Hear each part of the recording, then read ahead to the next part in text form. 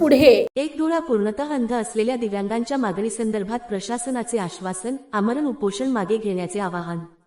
भूम प्रतिनिधी, मराठवाडा अपंग विकास मंडळाचे अध्यक्ष श्री सोमनाथ अशोक लोखंडे यांनी एक डोळा पूर्णतः अंध असलेल्या दिव्यांगांना 50% अधिक अपंगत्वाचे प्रमाणपत्र देण्यात यावे या प्रमुख मागणीसाठी सुरू केलेल्या आमरण उपोषणाची प्रशासनाने दखल घेतली असून शासन स्तरावर पाठपुरावा करण्याचे आश्वासन दिले आहे।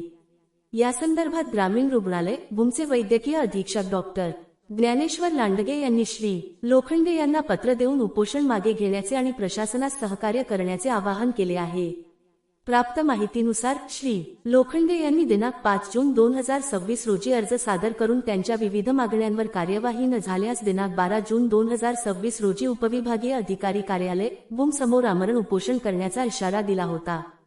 त्यानुसार उपोषण सुरू करण्यात आले। या पार्श्वभूमीवर उपविभागीय अधिकारी कार्यालय भूम येथे बैठक आयोजित करण्यात आली।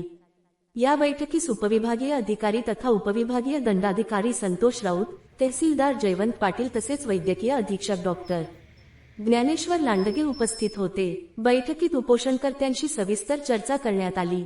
बैठकीदरम्यान श्री लोखंडे यांनी एक डोळा पूर्णतः निकामी अथवा अंध असलेल्या दिव्यांगांना 50% अधिक अपंगत्व असल्याचे प्रमाणपत्र देण्यात यावे अशी प्रमुख मागणी मांडली।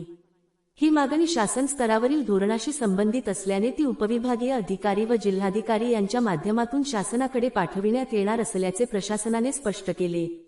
तसेच या विषयावर पुढील 3 महिन्यांच्या आत राज्याचे आरोग्यमंत्री अथवा जिल्ह्याचे पालकमंत्री यांच्या उपस्थितीत बैठक आयोजित करण्यासाठी प्रयत्न करण्यात येतील असे आश्वासनही प्रशासनाकडून देण्यात आले।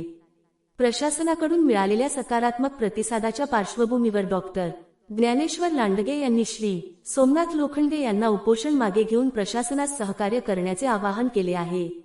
दरम्यान मराठवाड्यातील दिव्यांग बांधवांच्या हक्कांसाठी सुरू असलेल्या या आंदोलनाकडे सामाजिक संघटना व दिव्यांग क्षेत्रातील कार्यकर्त्यांचे लक्ष लागले असून शासन या मागणीवर कोणता निर्णय घेते याकडे सर्वांचे लक्ष वेधले गेले आहे। जनहितार्थ न्यूज एक पाऊल पुढे। मुख्य संपादक धनंजय गोफणे। आपल्या परिसरातील बातम्या पाहण्यासाठी चॅनलला सबस्क्राईब करा, व्हिडिओला लाईक करा आणि बेल आयकॉन दाबायला विसरू नका।